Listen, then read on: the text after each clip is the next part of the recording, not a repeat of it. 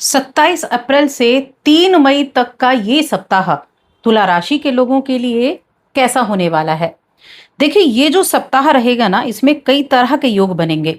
एक तो नीच भंग राजयोग बनेगा बुध की वजह से। त्रिपुष्कर योग भी रहेगा और पूर्णिमा जैसी तिथि भी रहेगी। और जो शुरुआत हो रही है इस सप्ताह की, वो एकादशी तिथि के साथ हो रही है।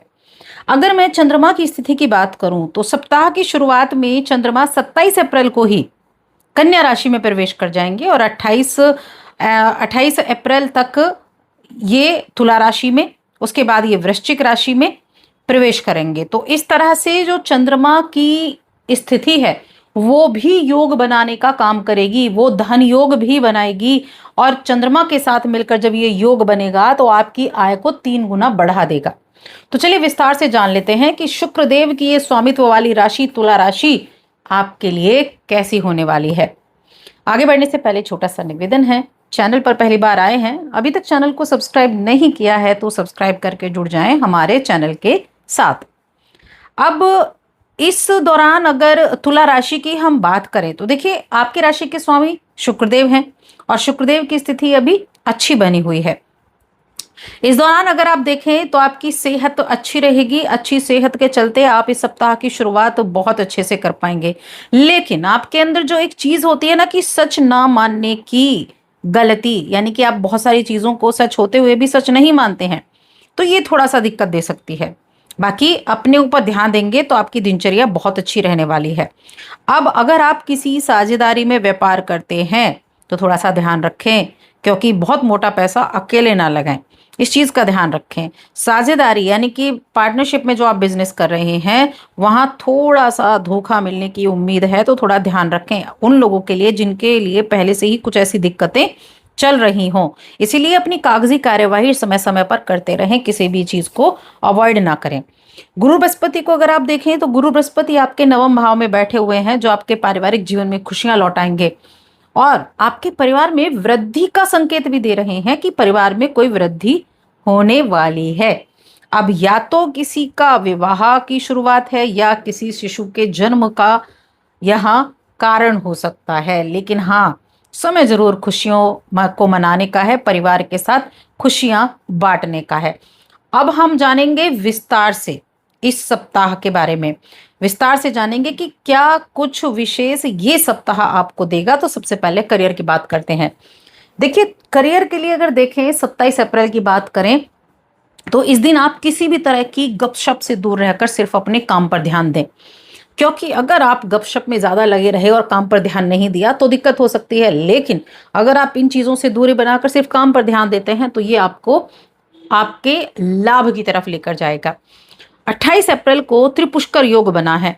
इस योग में यानी इस दिन आप जो भी नया फैसला लेंगे या जो भी आप डील करने जाएंगे वो डील आपकी कंफर्म होगी। आप एक बिजनेस डील अच्छी कर सकते हैं, फाइनल कर सकते हैं और उसका फायदा आपको 3 गुना ज्यादा मिलेगा। यही होता है त्रिपुष्कर योग, कि जब आप इस योग में कुछ अच्छे कार्य करते हैं, कुछ ऐसी डील लेते हैं, तो ये 3 गुना लाभ आपको दिलाता है। 30 अप्रैल का समय, जो भी इस राशि के जातक महिला हैं, पुरुष हैं, सौंदर्य प्रसाधन ब्यूटी प्रोडक्ट्स का काम करते हैं, फैशन से जुड़ा काम, डिजाइनिंग के क्षेत्र से जुड़े काम करते हैं, तो उन्हें कोई बड़ा प्रोजेक्ट मिल सकता है, कोई बड़ा ऑर्डर मिल सकता है, आपकी सेल ज्यादा बढ़ सकती है। तो उनके लिए ये बहुत अच्छा समय रहेगा। 1 मई का दिन बड़ा उत्तम दिन है।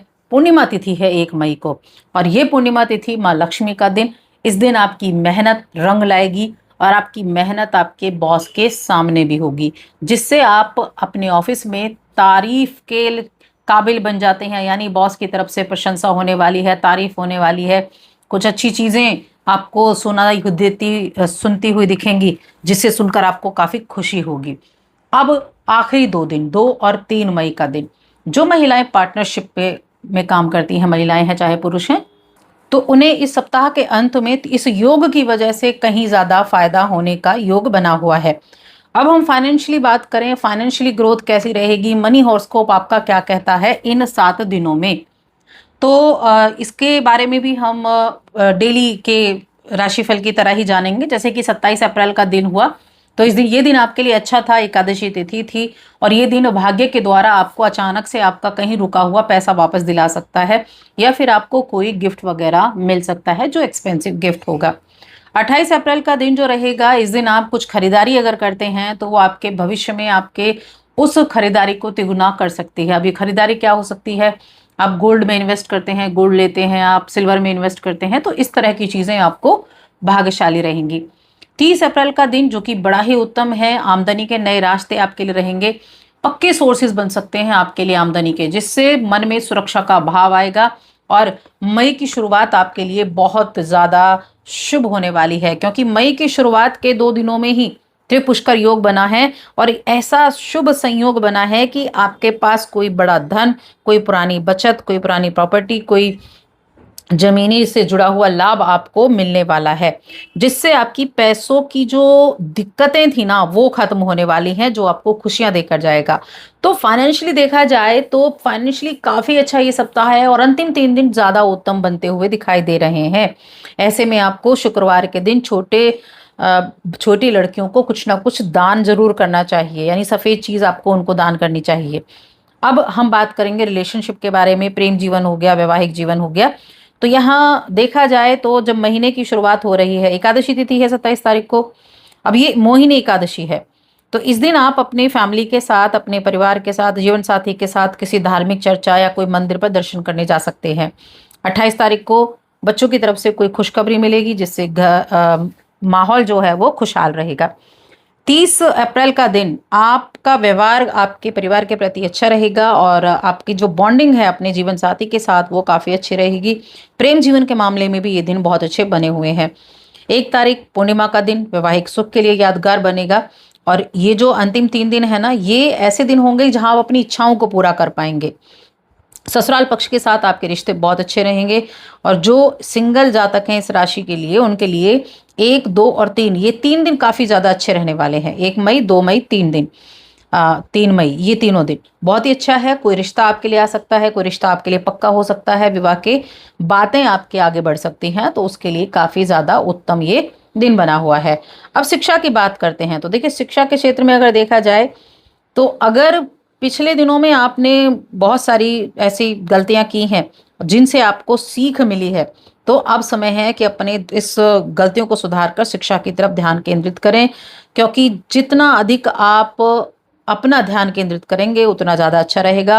आपके टीचर्स हो गए या आपके गुरु हैं, जो भी गुरु हैं आपके, उनकी ज़रूरत पड़े तो उनकी ज़रूरत ज़रूर लें, यानी कि उनकी जो सहायता है वो ज़रूर लें। हेल्थ की बात कर लेते हैं। हेल्थ के मामले में ये सप्ताह कैसा रहेगा? तो थोड़ा सा आंखों में जलन की समस्या हो सकती है, लेकिन आपके चेहरे पर गजब का निखार रहेगा। ये कब रहेगा? 1 तारीख से। 1 तारीख से निखार रहेगा, और अंतिम जो 2 दिन है, 2 और 3 मई, यहाँ भागदौड़ ज़्यादा रह सकती है। भागदौड़ ज़्यादा रहेगी, जिसकी वजह से आप थोड़ा रेस्ट करते हुए चलेंगे तो ज़्यादा अच्छा रहेगा।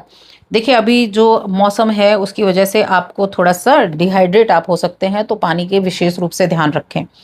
यानी कि डेली आप सुबह जब घर से बाहर निकलेंगे तो 1 गिलास पानी में आधा चम्मच शहद घोलकर आप ज़रूर पिएं, तब आप अपने दिन की शुरुआत कर सकते हैं। बाकी उपाय की भी हमने बात कर ली है कि उपाय क्या करना है, और आज की इस वीडियो में इतना